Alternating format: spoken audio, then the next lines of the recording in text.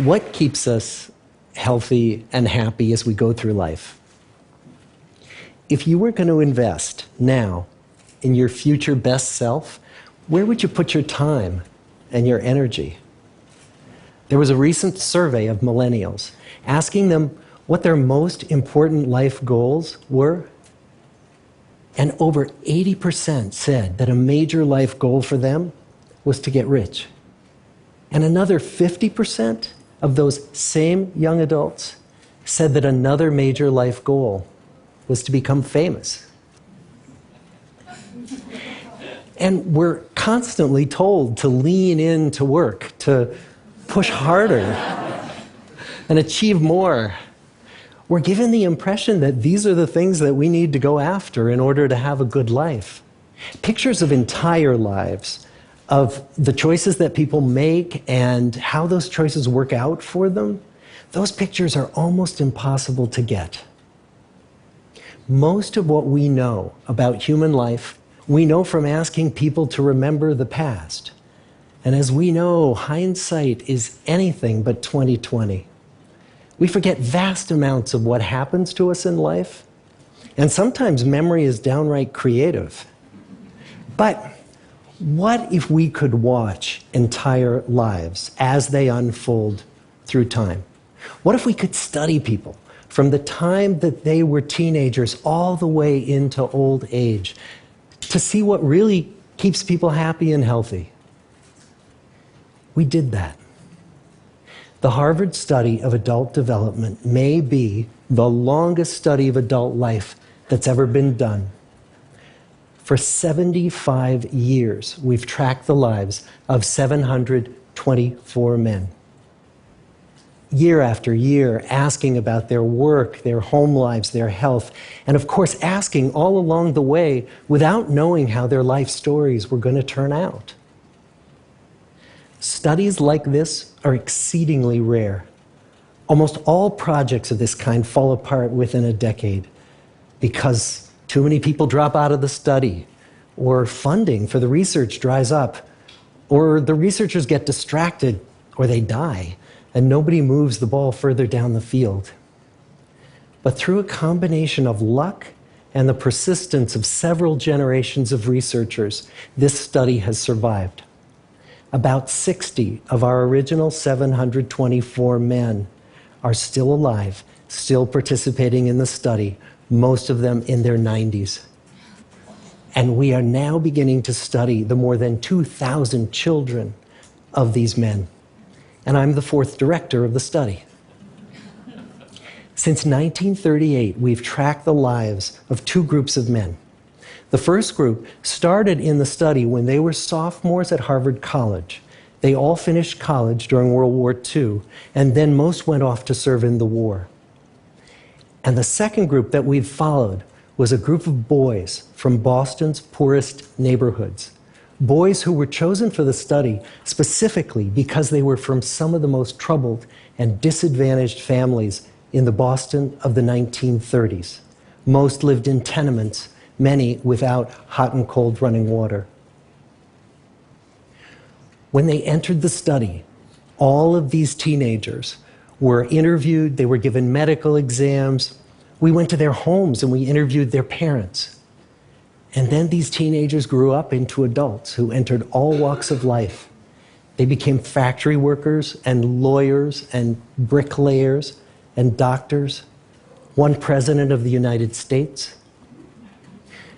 Some developed alcoholism, a few developed schizophrenia. Some climbed the social ladder from the bottom all the way to the very top, and some made that journey in the opposite direction. The founders of this study would never in their wildest dreams have imagined that I would be standing here today, 75 years later, telling you that the study still continues. Every 2 years, our patient and dedicated research staff calls up our men and asks them if we can send them yet one more set of questions about their lives. Many of the inner city Boston men ask us, "Why do you keep wanting to study me? My life just isn't that interesting." The Harvard men never asked that question.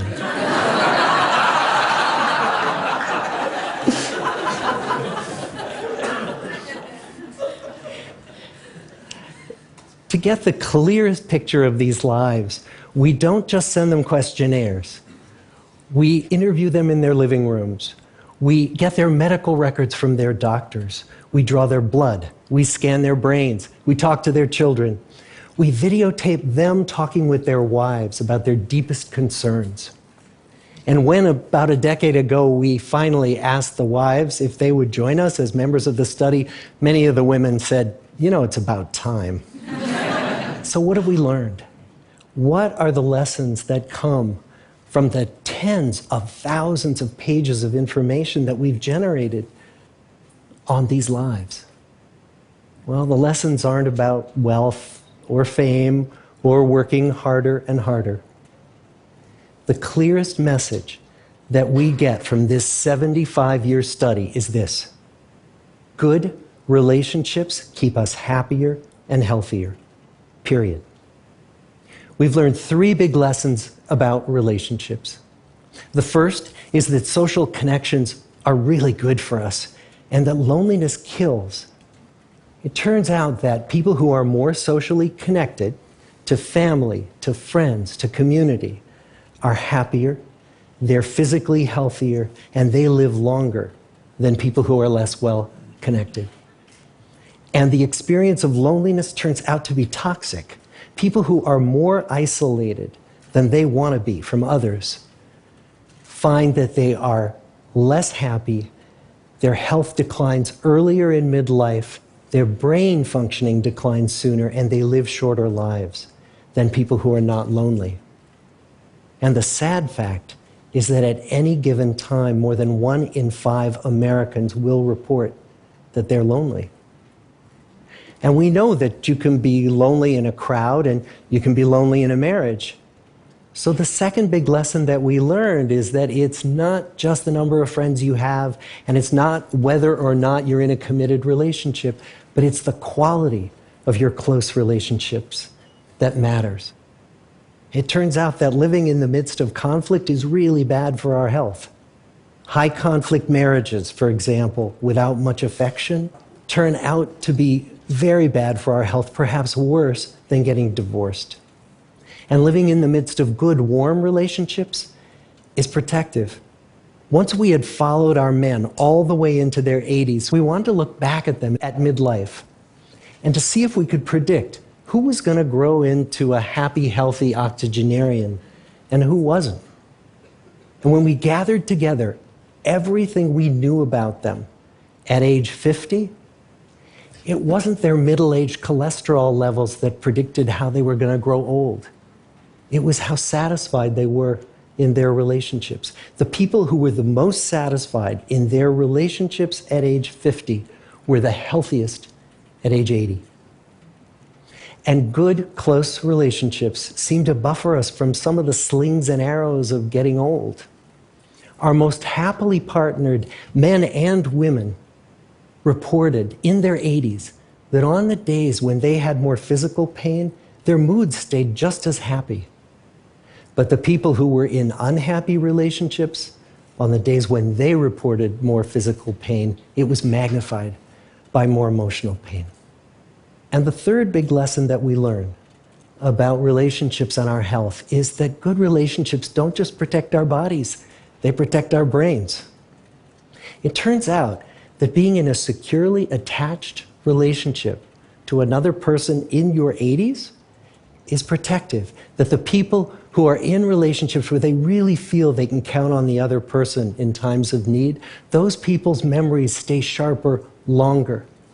And the people in relationships where they feel they really can't count on the other one, those are the people who experience earlier memory decline. And those good relationships, they don't have to be smooth all the time. Some of our octogenarian couples could bicker with each other day in and day out. But as long as they felt that they could really count on the other when the going got tough, those arguments didn't take a toll on their memories. So, this message that good, close relationships are good for our health and well-being, this is wisdom that's as old as the hills. Why is this so hard to get and so easy to ignore? Well, we're human. What we'd really like is a quick fix, something we can get that'll make our lives good and keep them that way. Relationships are messy and they're complicated, and the hard work of tending to family and friends, that's not sexy or glamorous. It's also lifelong. It never ends. The people in our 75-year study who were the happiest in retirement were the people who had actively worked to replace workmates with new playmates. Just like the millennials in that recent survey, many of our men, when they were starting out as young adults, really believed that fame and wealth and high achievement were what they needed to go after to have a good life. But over and over these 75 years, our study has shown that the people who fared the best were the people who leaned into relationships with family, with friends, with community. So what about you? Let's say you're 25, or you're 40, or you're 60. What might leaning into relationships even look like? Well, the possibilities are practically endless.